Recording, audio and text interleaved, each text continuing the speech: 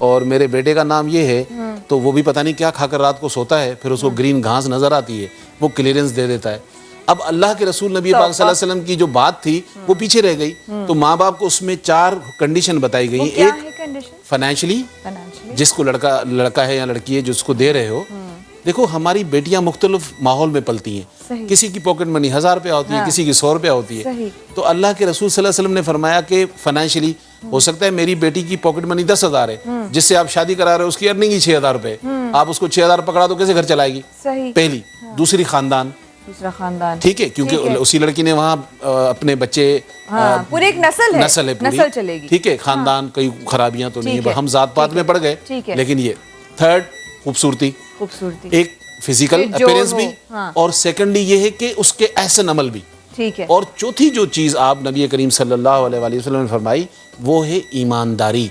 और फिर आपने फरमाया कि अगर ईमानदार है और झाड़ू देने वाला है तो दुनिया के तमाम मर्दों से वो बेहतर है, क्योंकि वो बीवी को सेल्फ रिस्पेक्ट देगा, चटनी से खिलाएगा लेकिन हर्ट नहीं करेगा। तो हमारी सोच भी चेंज हो गई है ना, बड़े घर बड़ी गाड़ियां। तो ये कैसे पता चले ईसा भाई कि वो झाड़ू देने वाला है? हाँ, अब ईमानदारी की जब बात है, लोग सोचते हैं अच्छा नमाजी होगा, जुब्बा पहना, बात ये नहीं है। बात ये है कि कमेंटमेंट और कैरेक्टर हम तलाश नहीं करते। मिसाल के तौर पे मेरे घर पे कोई आता है, आपके घर पे कोई आता है, रिश्ता लेके आता है, बड़े अच्छे कपड़े पहन के आते हैं, हम लोग भी तैयार रह के बैठते हैं, चाय पेश करते हैं, सब होता है, बड़ी अच्छी बाहर गाड़ी भी देखते हैं जब उनको ड्रॉप करने जाते हैं।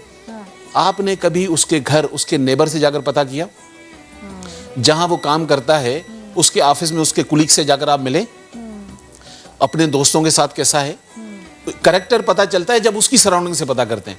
लेकिन क्योंकि माँ बाप के पास भी फुर्सत नहीं होती है तो बोलते हैं चलो इस्तिखारा निकाल देते हैं। इसी के बाद फिर इस्तिखारा वाली शादियां टूटती हैं, जो माँ बाप की जिम्मेदारी है, चाहे वो लड़की वाले हैं चाहे लड़के वाले हैं। ये 4 निशानियां जो हैं लाजिम है, हम नहीं करते। माय गॉड, ये एक अलग ही बिल्कुल पर्सपेक्टिव दे दिया। हमारे साथ उमर है कराची से। अस्सलाम वालेकुम उमर। वालेकुम, क्या हाल है? वालेकुम अस्सलाम। मैं, मेरी एक आपसे रिक्वेस्ट थी, मैं आपका शो भी देख रहा था तो आपने एक बात बोली थी कि पेरेंट्स जो हैं वो इमोशनल ब्लैकमेल करते हैं। तो एक तो वो चीज जो है हम लोग का जो एक हम लोग के जो एज के लोग हैं उनको बड़ा बुरा इसका जो है वो इम्पैक्ट पड़ता है कि माँ बाप जो है वो इमोशनल ब्लैकमेल करते हैं। तो आप हुए क्या? जी, आप हुए थे क्या? जी बिल्कुल।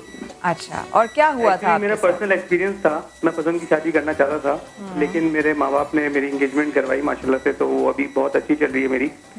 और बाकी मेरा दूसरा सवाल ये था कि एंगेजमेंट के बाद जो हम बातचीत करते हैं तो वो उसके बारे में थोड़ा सा मुझे डिस्कस करना था कि वो आप बता दें कि वो सही है या गलत है, अगर हम किसी को जान पहचान करना चाहें। अच्छा उमर, फोन रखने से पहले भाई एक सवाल कि इमोशनल ब्लैकमेल के ऊपर आपका सवाल क्या है? इमोशनल ब्लैकमेल पे मेरा सवाल कुछ नहीं है, मैं सिर्फ अपना आपको व्यू देना चाह रहा था एक। अच्छा ठीक है। ये कि हम लोगों के जो एज के लोग हैं उन पे बहुत बुरा इम्पैक्ट पड़ता है इस चीज का। ठीक है, ठीक है, ठीक है। और आपने कहा कि आफ्टर एंगेजमेंट जो हम बातचीत करते हैं, जी जी, क्या वो सही है कि नहीं? जी बिल्कुल। बहुत शुक्रिया उमर कॉल करने का, बहुत ब्लेस यू। देखिए, एंगेजमेंट के बाद अगर आप बात करते हैं, आज जो एंगेजमेंट के बाद हो रहा होता है कि वो मंगेतर अभी निकाह नहीं हुआ है, वो सिनेमा में भी बैठता है तो आखिरी सीट पे बैठता है, इस्लाम इजाजत नहीं देता।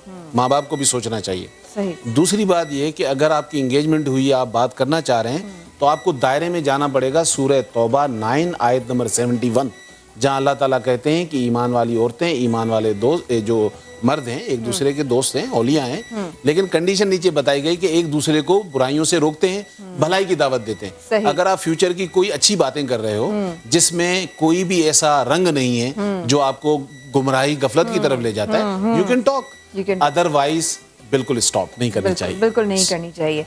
और जहाँ तक आपने अपना व्यू शेयर किया इसमें thank you so much Umar, कि वाकई कभी कभी ज्यादतियाँ हो जाती हैं, क्योंकि आपके लिए वो चाहते तो आपकी भलाई ही चाहते हैं, लेकिन कभी कभी गलत फैसले भी, जैसे ईसा भाई ने कहा, कभी कभी भी गलत फैसले हमारे बड़े कर जाते हैं, ऐसा हो जाता है। ईसा भाई एक और सवाल, इस्तिखारा करवाना ज्यादा बेहतर है या खुद करना ज्यादा बेहतर? देखिए, 4 कंडीशन है ना, अगर ये आपने चेक कर लिए तो जरूरत नहीं है।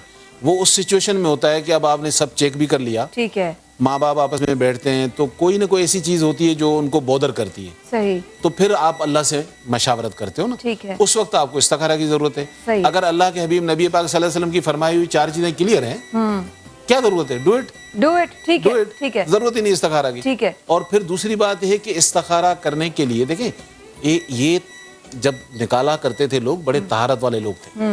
आज हमारी है नहीं, हम 5 वक्त की तो नमाज पढ़ते नहीं है और रात को इस्तिखारा के लिए बैठ जाते हैं। तो बेहतर है अगर घर में कोई निकालता है, कम से कम उसको बताएं जो 5 वक्त का नमाजी हो, परहेज़गार। एक कॉलर भी लेते हैं और मैं फिर आपसे एक और सवाल करूंगी। अस्सलाम वालेकुम जी।